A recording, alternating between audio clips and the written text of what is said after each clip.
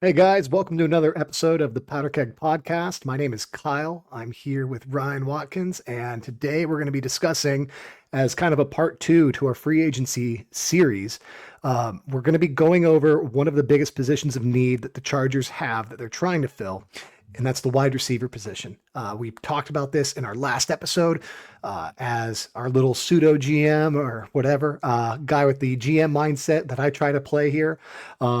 We identified that we want to get maybe one or two big acquisitions, and Ryan, as the coach, was going to tell us what positions he thinks those are. And the first one he has is wide receiver. So Ryan put together this awesome presentation for us. I'm going to pass it over to him.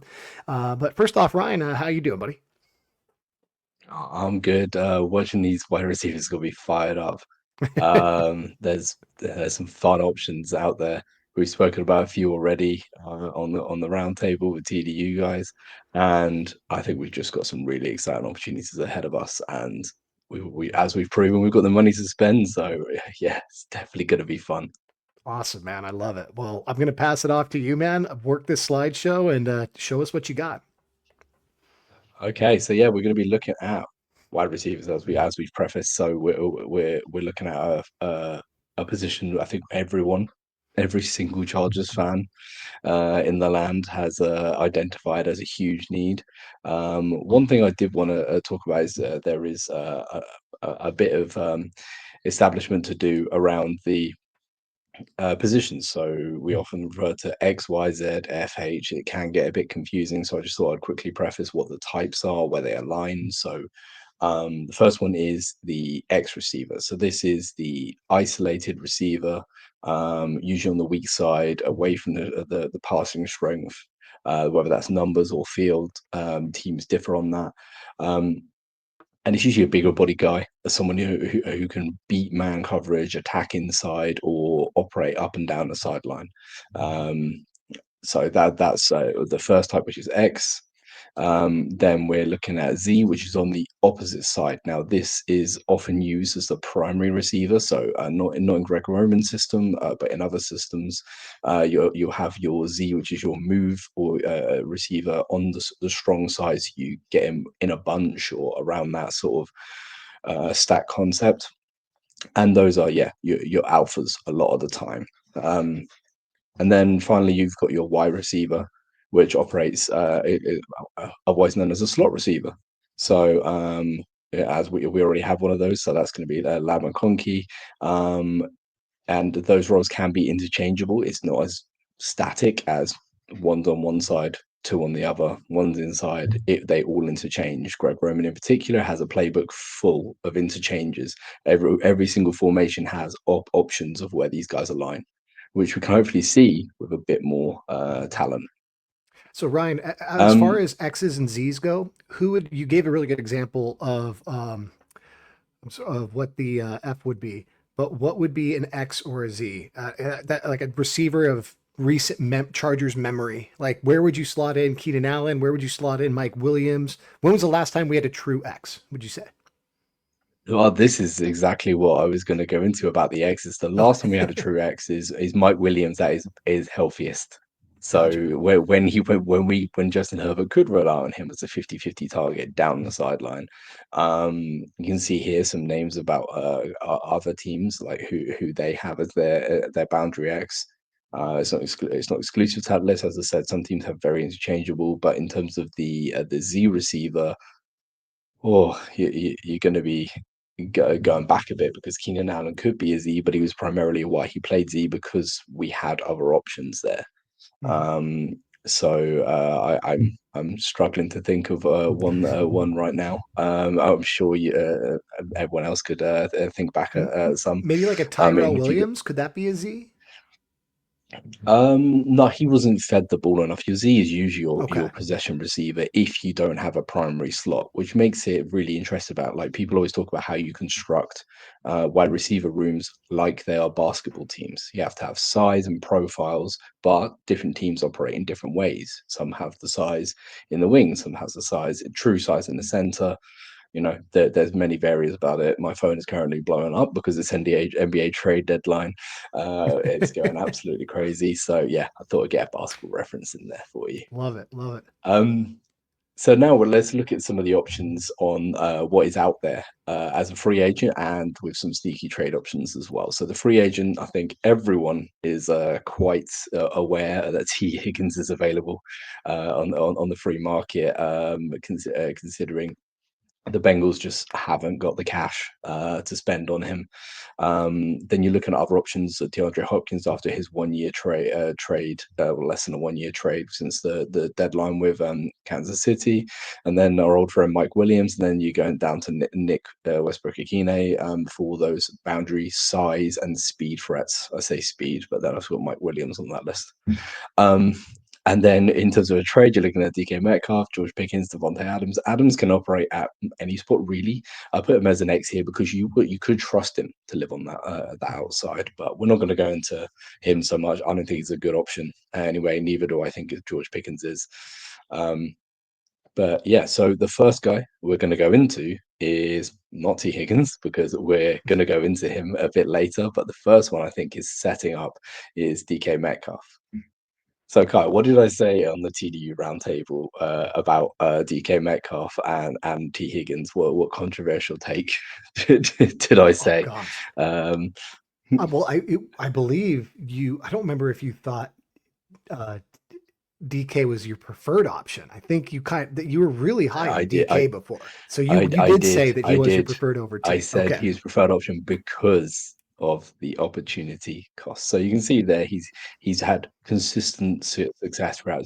I wasn't aware of just how consistent his success was. He's been at or around 1,000 yards every single season. Mhm. Take that mark for granted now, but they really shouldn't, especially as the run is coming back in.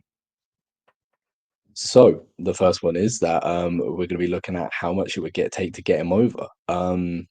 I've heard late second, early third, or late second with a day three pick on top of it. But if we call it a high third rounder, is probably what it's going to average out at. So for us, we're within 22nd. We're not going to get that high, so we're going to probably have to give up our second to get him. His cap hit is relatively low. Carl, do you happen to know what we're looking at absorbing if we take on DK in this situation? I can look that up right now. I think we had talked about it before, and we thought about 18 million. Yeah, he's looking at Yeah. 18 million. He does have an option bonus, so it's actually gonna. Okay. It might be as high as depends on when that how that option is set up, but it might actually be 22 because of that option bonus as well. But Okay. the option is probably meant to be spread out. No, actually, sorry. They already that option was already enacted, so that would stay with Seattle. Nice. 18 million cap hit. The trick is, and I think you're going to go into this as well, is that's a 1 year deal. We're going to be looking at either letting him walk next season or potentially a trade and sign type scenario extension. Yeah, and you are right that this is something was pointing us both towards was that I think that you could have an extension on the table when he walks in the door, not sign him, keep him on that for the year. That 1 year deal is basically a prove it deal to us to the Chargers, and Joe Ortiz could then decide, what, his production has been worth it, let's keep him, or his production Mhm. hasn't been worth it, but it's been good enough to net us a high comp pick in return. So Mhm. if you think about it, we're going to open up a second round of this year. You could push that, essentially swap that for a year of DK Metcalf and whatever 18 million we're paying him for that 1 year contract.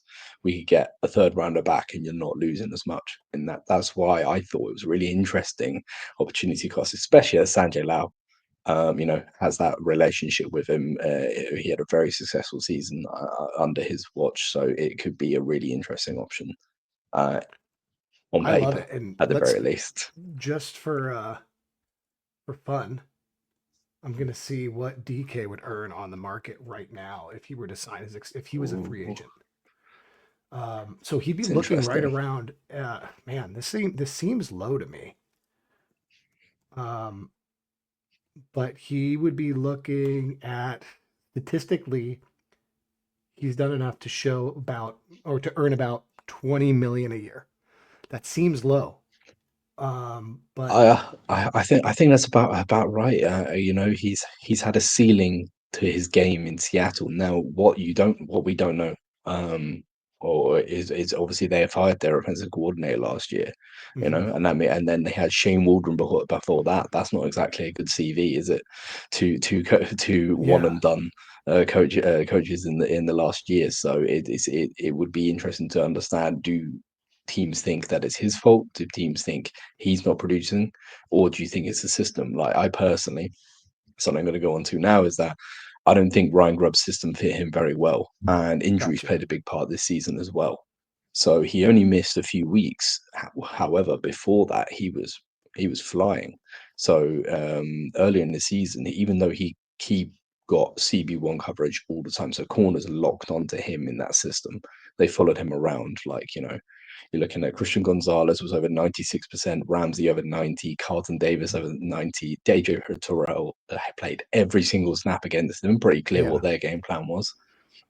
And he was doing very well against those guys. Like, he went for 100 yards against all of them and scored 3 touchdowns during that time. Against the Patriots, he'd caught 10 passes. Like, his production was there, and the numbers back it up as well. So Yeah. he was playing 88% of his slots outside, sorry, his snaps outside the slot. So on the numbers on each sideline, he was still getting really good numbers against man coverage. He had a man coverage rate across the whole season of 42.5% success rate. That's third in the league. For context, Laban Keys was just under 40. So it just shows you how good against man he was. And he was also the number one deep target across the whole season. So he had 33 deep targets, 2.2 shots a game. Um, However, it didn't end up in the most production, even though these numbers of getting open are very good. It didn't really work with Geno Smith, but Geno had a very good deep ball accuracy, third in catchable passes and fourth in overall accuracy, and he had 746 yards of unrealized success. So Oh, the ball's going in the air to him a lot, which is the yeah. 10th highest in the league, a lot. As I said, he got injured in week 8, returned in week 11, and then his scores went down from there. And on tape, you can kind of see the fall off as well. However, I looked at the tape before that, so that's what we're going to do now. We're going to go into his tape. Um, so we I looked at the game against the Lions. He was looked up against Carlton Davis. He had a very successful day overall, and we've got some examples of him. Um, yeah, we've got examples. So here he's in the slot up here, one of his rare slot snaps, but he puts on an absolute move, burns Carlton Davis, and ends up with a score, having a lot of balance to get in back there. I can't think of a Charger who's sort of been this big, this dominant whilst playing in the snap. Sorry, in the slot. And it showed his incredible top end speed. He's also got that mid phase acceleration. He takes a little bit of time to get going, but once he gets going, it is wild how fast he is at that size. And what it does as a big thing is it means that you absolutely have to play him honestly. There is no avoiding it in terms of your two high safeties have to have one shaded over to him, and that helps everyone else. Um, he also had a really nice connection on back shoulder balls. So you'll see here he's isolated at the top in the X roll, and Geno Smith hits him in time, and he catches it off the sideline, toes on the sideline. It's a really like nice combination. Now, saying that, the one thing that Justin Herbert doesn't do super well is back shoulder balls. So, we've seen it a few times this season whereby that connection just isn't quite there because he's trying to laser them in a lot of the time. Gino used to do that. He's learned to take a bit off the ball. I'm hoping, obviously, Justin could do the same thing. However, do we want a receiver who needs that? That's what we have to decide. Well, not we, the organization has to decide. No, we're However, we're it's drafting not our also email right now. We're letting him know, Ryan. Don't worry about it. However, there is one side of his game that I think shows up a bit too often for me is that when he does, he's at the top of the screen again here. When he does cut, it's telegraphed, it's slow, and corners can just fire off on it. He had a pretty infamous three cone drill, Mm. a problem at the draft, and that has always stayed with him. It's kind of something he can't shake, and it shows up on tape still. This is before his injury this season. He was flying at the time. I'm just not quite convinced by what I see on tape, if I'm being honest. So that takes us to our next option. Carl, did you have any thoughts on DK, what you saw and what Y- you know personally? Yeah, before we move on to T, I wanted to we mentioned that value, right? Right around 20 million, and your gut, at least mine initially, you saw it was like, man, is that all he would get? But when you look at his stats, it's really like you made a good point. He's been kind of hovering at that 1,000 yard mark, but there's been consistency issues still. Um, I looked at his yards per route run.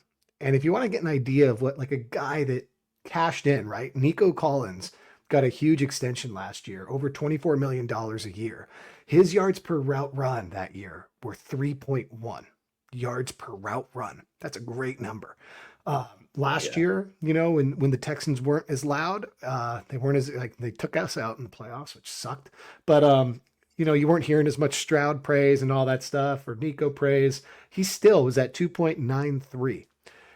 DK's numbers, you're talking about last year, 1.81 yards per route run. So a whole yard less per route run than Nico Collins. So that's why you might get to that sort of valuation where 20 million does actually kind of make sense. That might be right where he is. You're still kind of paying for the idea of what DK could be, but there are still holes in his game that are going to prevent him from being a guy that goes and breaks the market. it's really interesting, and yeah, that is a pretty low number down there. I heard earlier today, which I actually couldn't believe, that against man coverage, AJ Brown is actually over 4 yards per route run, which is a That's historically mad nuts. number. That is Yeah, insane. that's what a run game can do. God. So yeah, we prefaced this at the beginning. The star free agent guy is T. Higgins, and there's no getting away that what surprised me is that his production was a little bit low this year. But he's the absolute opposite of DK, whereby the tape is exciting and the tape gets you thinking about how his role could look in a Greg Roman offense. Um, so the first one is he's a free agent, but as we're currently speaking, there are probably 50 other team podcasts saying the exact same thing. I've seen enough jersey swaps to fill an entire playoff bracket, basically, with all the wildcard spots. Because wide receiver one types don't hit the free agent market. I was trying to think earlier about it, Carl, if you could help me with this. Do you remember the last like wide receiver one type that hit the free market? I mean, not Tyreek Hill got traded and extended as Mm, if to basically free agent numbers, right? When he got that $30 million a year contract, even though it was backloaded in a way that it really was a $25 million a year contract. Since that was a mm. a trade and sign, and you knew you were going to have to sign him, it feels like that was as close as we've gotten.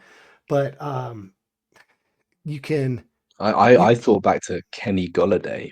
He was yeah, flying at the Lions, right? Like at the time before he hit the open market, and then his market didn't really materialize, and then he went to the Giants on a pretty wild contract.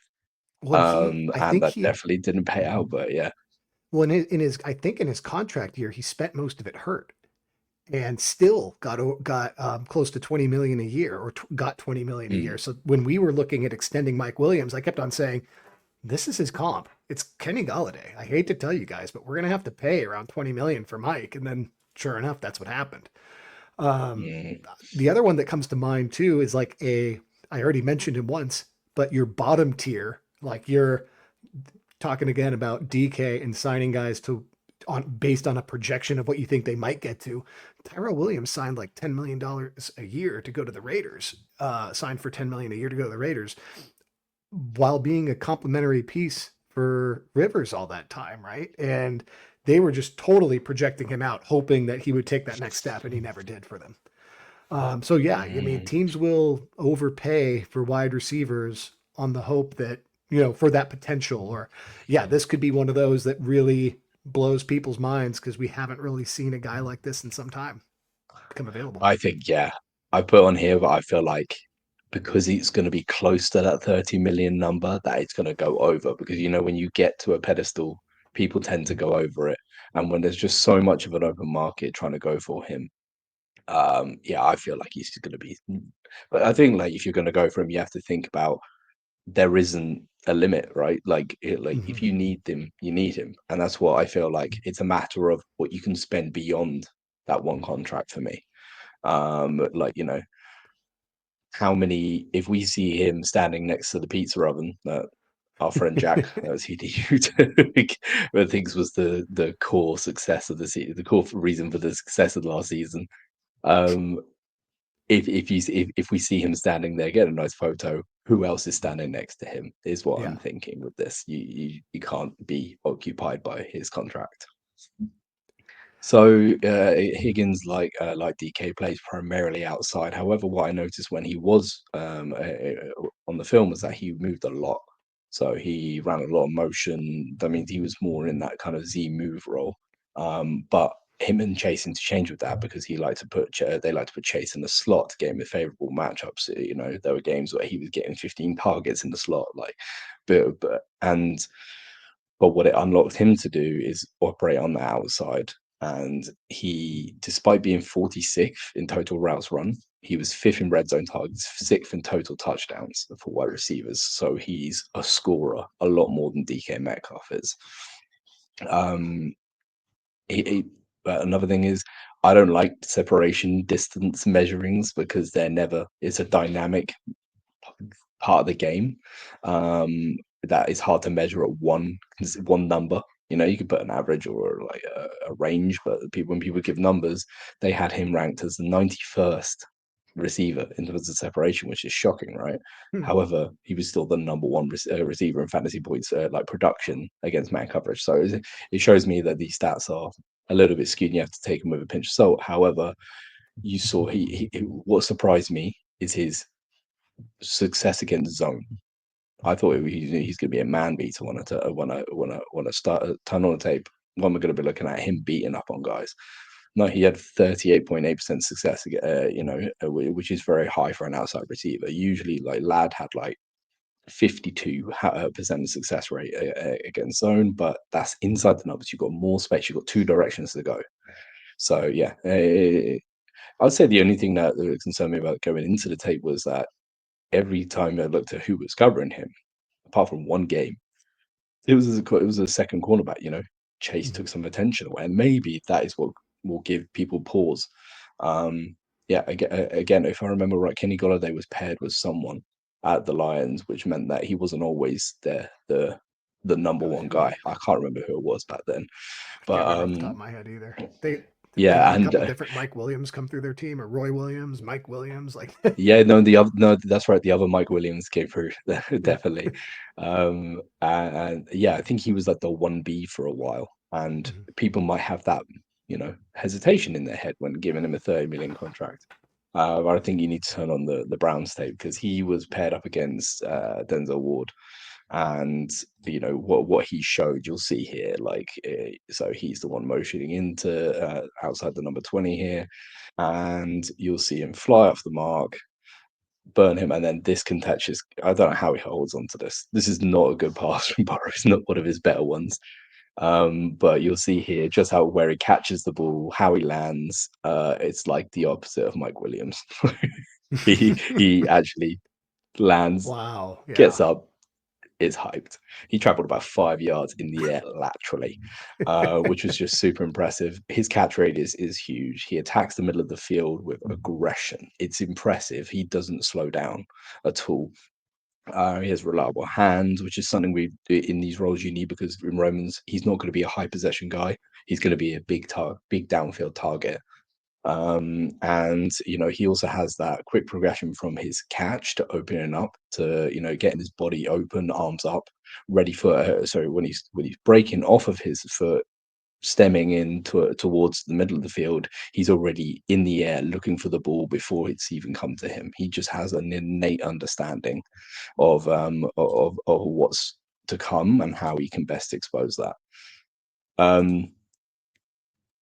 And he's also, again, you'll see him here in the slot, so I'll take that back. Sorry, he's on the outside, and he's going to come in on a slant, and look at the strength he takes through this, burst Yeah. through Oh man. for a touchdown. But it's just that burst. You don't see that. I think Nico Collins is the only other guy who, at his size, is just gliding.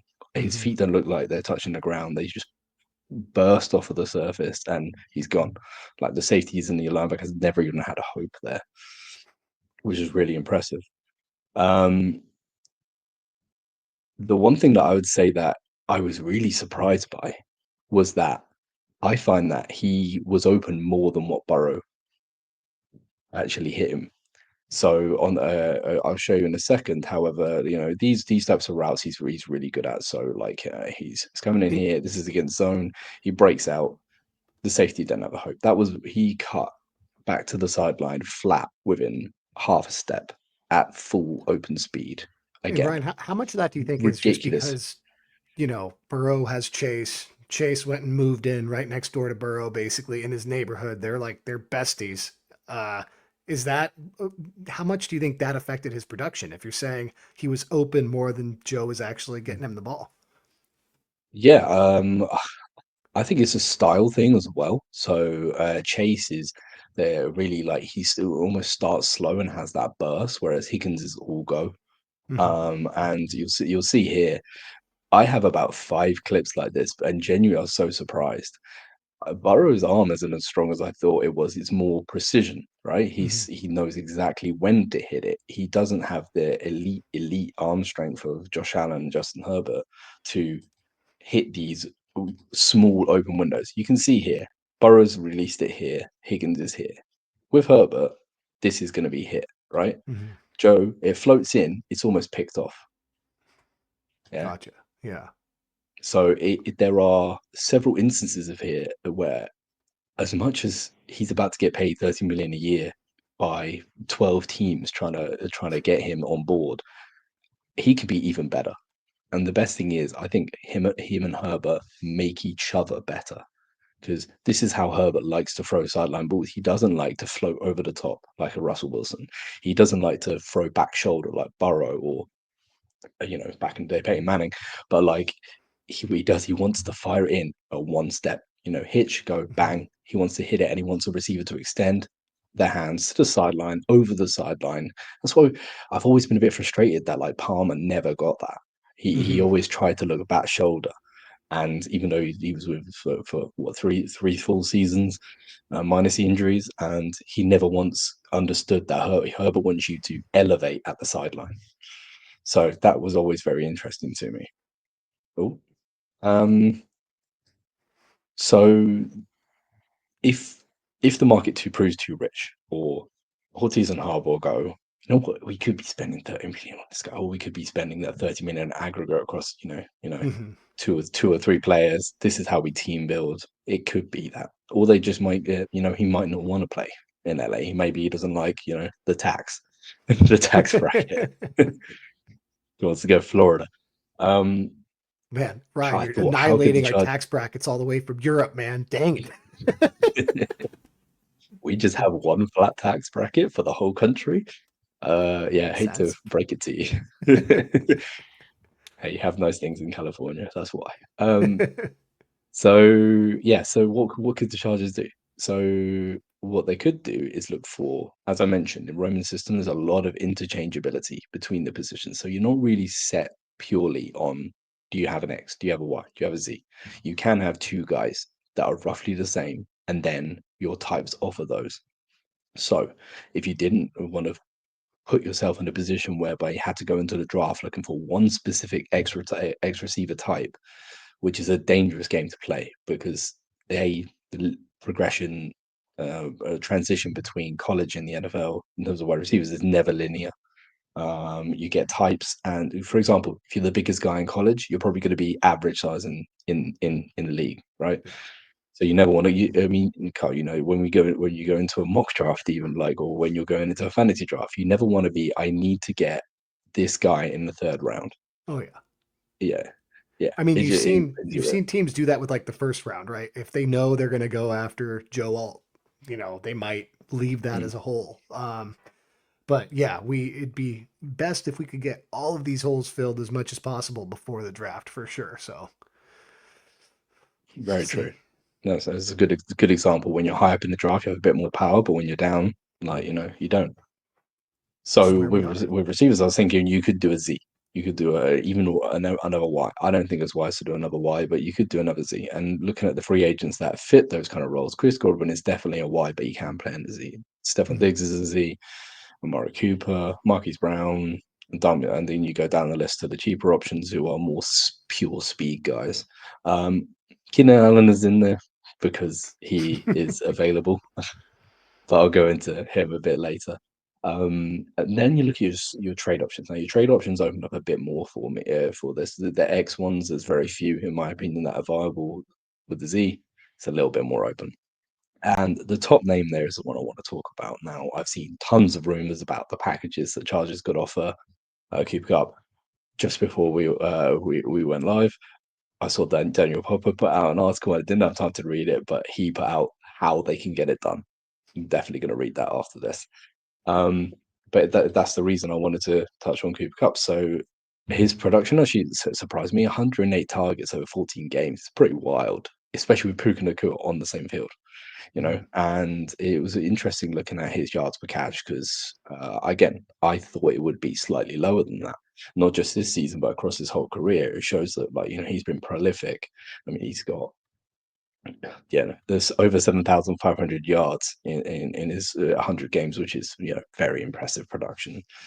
Now, the narrative about him has been that he has taken a dip, right? That like he's significantly lost a step, and that's how I went into this. So I was looking at trade price, and what I've heard is that a day three pick is going to do it. I think it's going to be lower than I've put a comp fifth. Then I think it's going to be a sixth or a seventh because of the money, right? Mhm. I can see his contract is 2 years, 57. What that's what's left on it in the full amount. But what does that work out to? Do you happen to know? Well, Like, what as if in, like if the reality of the cash we would have to pay him for a single year. for the single year? I think for the first year it was 20 million on the dot. Mm. But no, Um, I'm talking like when you've got but levers, sorry, what was that? What was that, Ryan? when whatever levers we can pull, or the Rams can pull. Sorry, more Well, accurately, we're gonna. if he's willing to play ball, we can do it with like you can do a bunch of different things. What they probably won't adjust is that he would be due close to let's see what his cash flow is.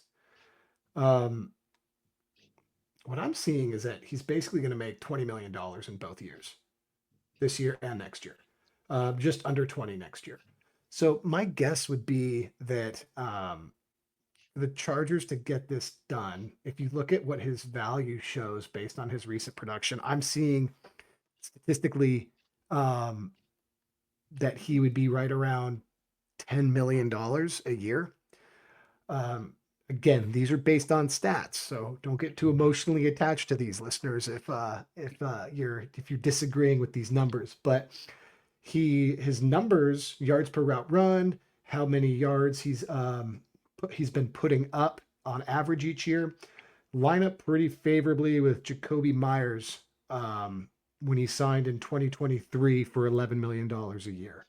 It's a good Um, comparison. Yeah, so we're looking at about 10 to 11 million a year. So, you know, like you said, it's palatable. Yeah. a six or a seventh pick is something that a team might be willing to give up, knowing that none of it's guaranteed. You Mm. might look at it as, well, we're going to overpay for Cooper Cup this year, and then we'll have an option next year to keep him for another 20. If he bounces back, that's a really good value. If he doesn't, you have no guaranteed money attached to it. You can let him go, trade him, or try to get him to take a pay cut. But I think what might be more realistic, as Ian Rappaport reported, uh, the Rams might be willing to take on some of that money almost like what Joey Bosa did for us last year, how he halved his salary by taking out his roster bonus or whatever they did to renegotiate that. And then he strengthened some money on the back end of his deal. I could see Cooper Cup, if it's the right team and the right situation, staying in LA. That might be it. Yeah, He might be willing to work avoid with those moving them. costs. Yeah, or it'd be good on the Rams too to try to get a little bit more value and offer, hey, we'll pay half. We'll change it into a signing bonus, a prorated signing bonus, and or an option bonus, whatever you'd want to call it. And we'll basically be able to get that number down from 20 million to 10 million for this year only. And then you still have that $20 Yeah, million option next year, but the Rams would then basically take on they're saving half of the cap that they had allocated for Kupp this year and then get them off the books for next year. And they could probably get a higher pick. Maybe it goes up to a fourth rounder at that point, maybe even a third if you're talking about 10 million bucks in savings. So how would you feel yeah. about that, So Ryan? Does that value make sense to you based on what you saw?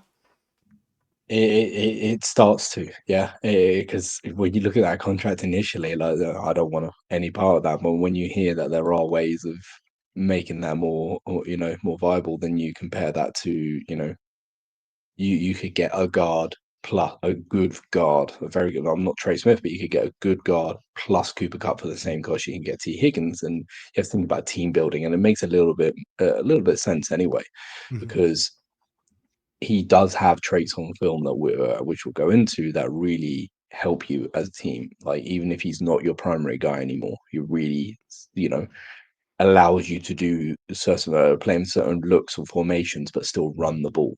And Mm-hmm. that's a really important thing that we've been missing. Um, One consideration I have to, is go on about is his health. Like he's played 2/3 of the games across his last 3 seasons. He's had hamstring and ankle issues, and it's more his physical style of play.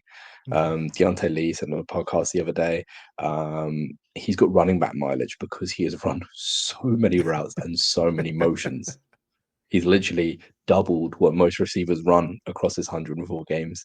Yeah. So it's yeah, you have to consider that. It's something I've never thought about before. Like the fact that they've got all those extra miles of tread. Mm-hmm. It's probably why Puka Nakua has not been able to stay healthy in that system. Mm-hmm. And the Chargers really need consistent presence. Lad was it, and you can see how that went. Obviously, they're going to have tight ends as well, but you need someone out there on the field. So this is where I'm a little bit like I'm going to pump my brakes until I look into it a bit more. Mm-hmm. And that's how I got to looking at his profile. So he is six, surprise me, 6'2", 205 pounds.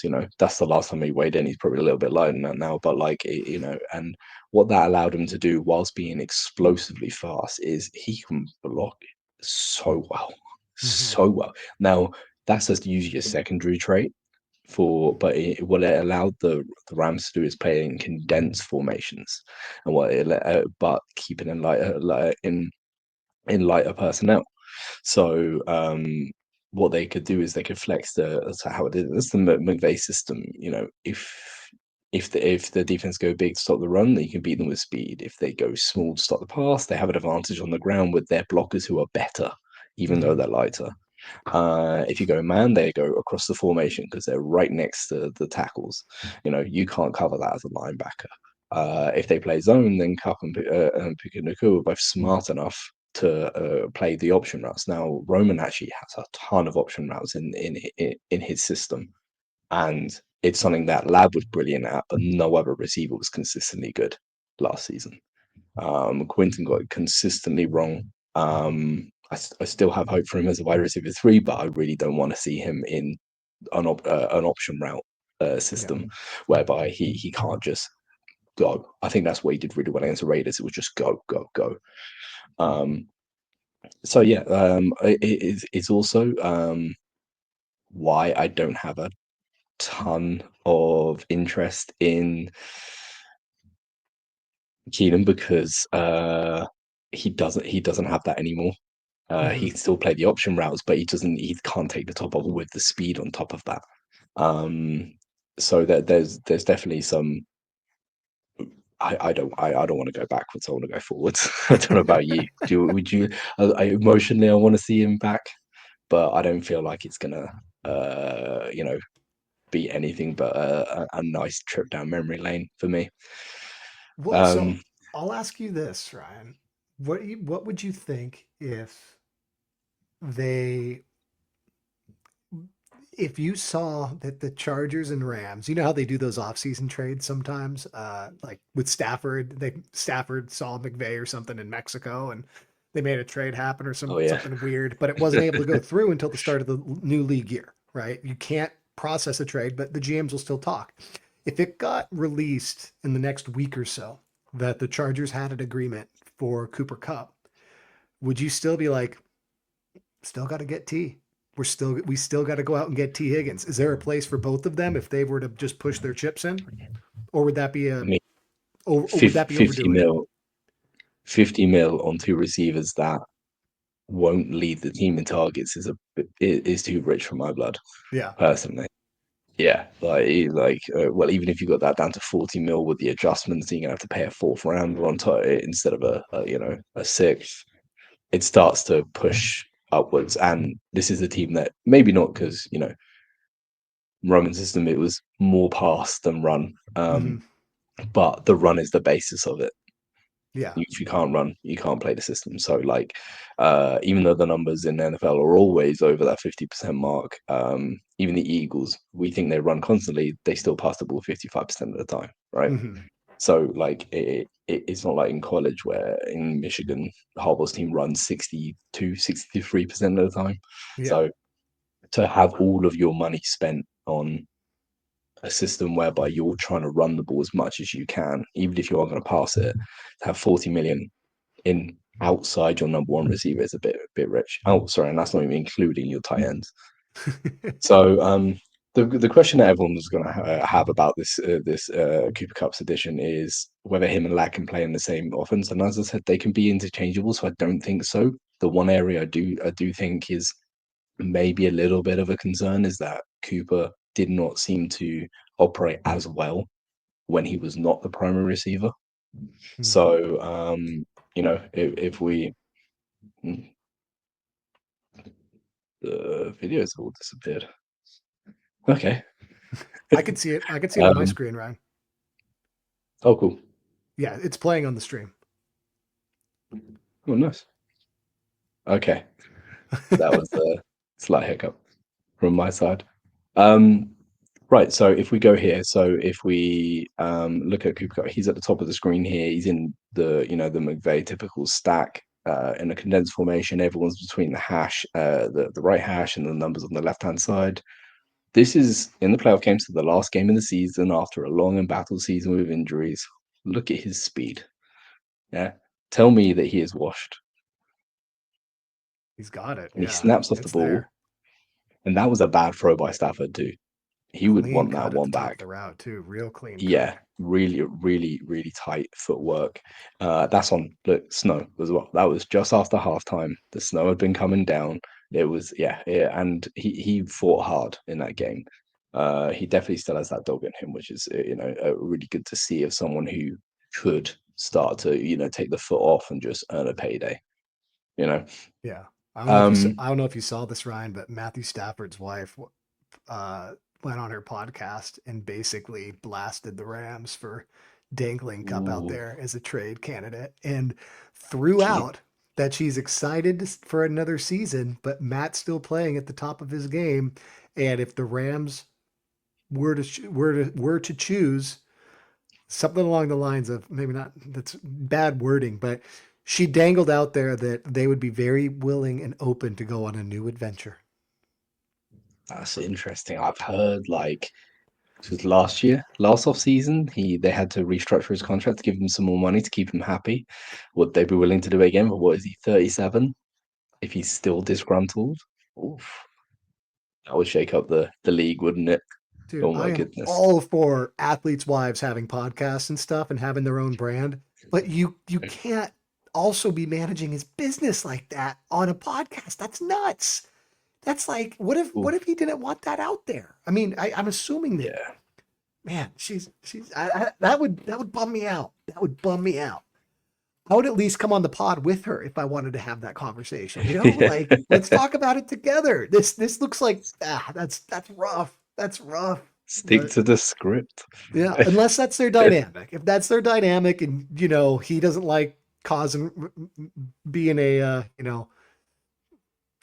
doesn't troublemaker, like, doesn't like speaking up for himself, and he's like, yeah, you handle that, sweetheart. Then that's totally fine. But it makes me a little uncomfortable. I'm like, I would not yeah. want to go into that locker She's room. she's the one who complains about hot food in a restaurant not being hot enough. Oh, so as I said that the Rams trust him very well. This is again in the playoff game, when he's supposedly like, hobbled by injuries. They put him tight to the formation. Let's just check who they send him in to block. Yep, yep, that's a defensive lineman. He went in and chipped face to face, and that's all over his film. He's still good at the stalk blocks on the outside. He fights downfield. He hasn't quite got the same blocking ability he did at his absolute peak, but it's still really cool to see. And this is the part of the game that, like, gets you excited. Because if him and Lad are on the field together, it means that Lad can go out, because Mhm. that's one thing that he wasn't able to do. That's He a great he's a point. willing blocker, but he is not got the sand in his pants to be doing that. So yeah, and that's the show again. Why not? And the last one, he's still tough as hell. Like, this is him fighting through contact. This is the same sort of route that T. Higgins did earlier in the game. Sorry, in the video, and he comes down with that ball. I love to see guys fight for the ball when they're up there, and it's something that we just haven't had. Even Mike Williams towards the end, he just wouldn't do that anymore. He Mhm. he he'd go up because he landed with all the grace of, well, not sounding graceful. So yeah. So once we look at all of this, I think the conclusion that I come to, Carl, I'll get your thoughts first. Like, what's your conclusion about, if you're looking at the X and Z options on the free market and by trade? The three guys we looked at obviously in detail, but I'm sure that you've looked across the league as well. Mhm. Where do you land? Are you down the middle, or are Yeah, you because left I field? my priority, but I think you and I are both of the same mindset that we really can find tight ends in the draft, and that's like my biggest hole for the team in my mind is tight end and center right now. And but I think we'll be able to find the tight ends in the draft, so I'm not as worried about that. We talked about that with TDU. We'll be able to double dip there. So to tease our next episode, I think the next position that you're going to be covering is center. So as we're attacking those two positions, I do like the idea of saying, yes, we'll go after T. We'll pay him what he needs to get paid. If you're like, everything seems to line up there very nicely. Um, Even at that $30 million a year, which statistically, Ryan, based on his stats, he should be getting paid about 22 million a year, 22 to 23, if you just compile what he's produced over the last 3 seasons. But as we discussed, he's going to get an uptick because teams are going to look at it and say, yeah, but what will he do without Jamar soaking everything up? Like he's going to Mm, get paid as on that projection essentially.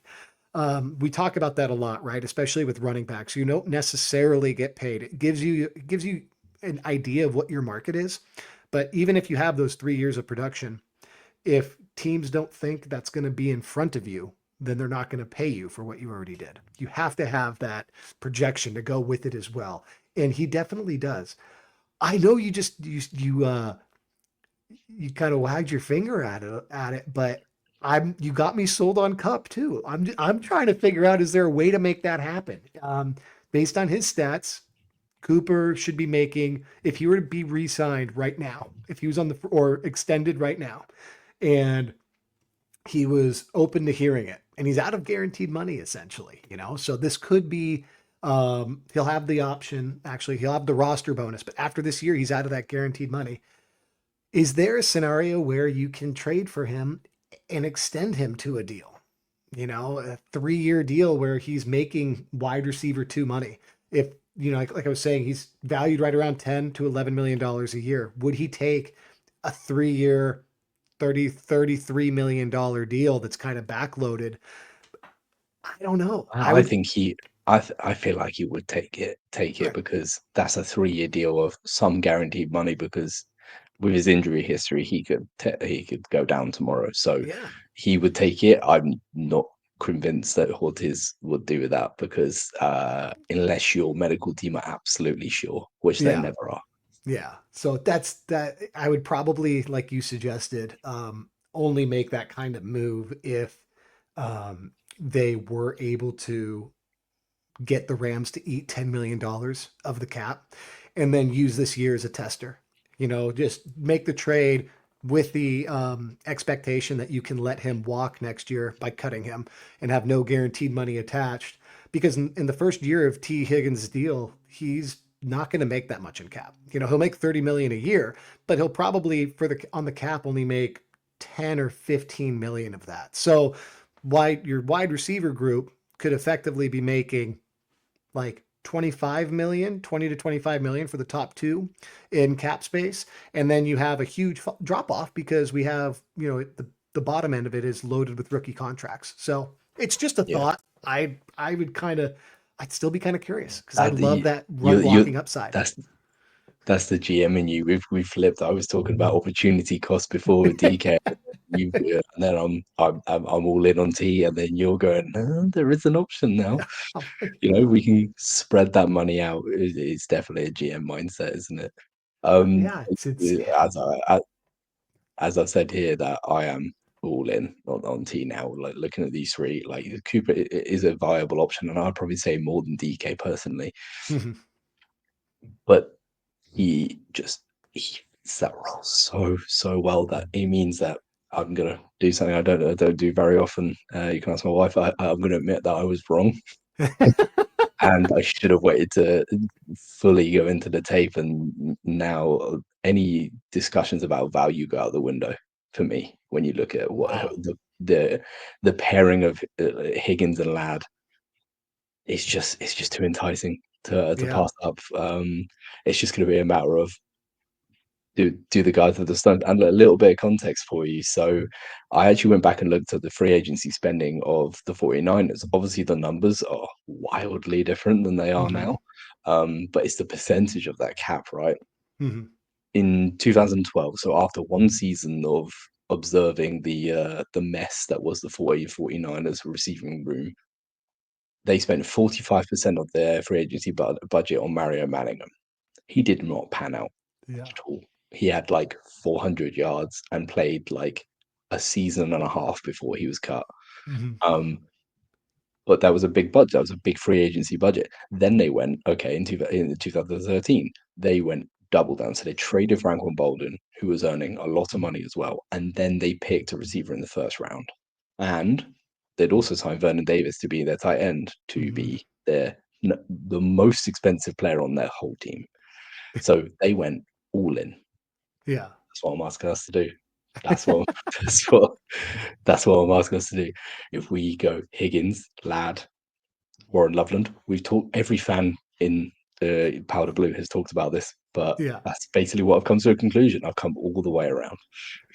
So if we do get T, where do you see somebody like QJ filling in? Do you think he might, Yeah, with a I truly established X, because you can't really count last year as us really having one. They tried to force him into that role, along with I think mm, Palmer may have rotated in there a bit too, but wasn't anyone that really could grab exactly. it. If DJ T was Chark in, was the answer, which is shocking, but that he was the guy playing that role, and that's who hmm they envisioned playing that role when they went out in the off season and they got him, and it just did not work. But that's what they're looking for, right? hmm And I think that Q will have a more purposeful role as that interchangeable piece on the outside without Palmer doing it. And for me, the comparison I've had in my mind all off season is that he will be Demarcus Robinson for the Rams. Now, people will scoff at that and think first round pick, you're turning into Demarcus Robinson. we need to stop that now. Hmm. You know, the spending is the spending. It's done. You need to look at what he is going to be going forward. We've got him under contract for what, 2 more years. Hmm. You need to make the most of that. With an And I option at think in the a end wide of that, receiver, yeah. which isn't going to be used. Oh He no, keeps this up. no, that will.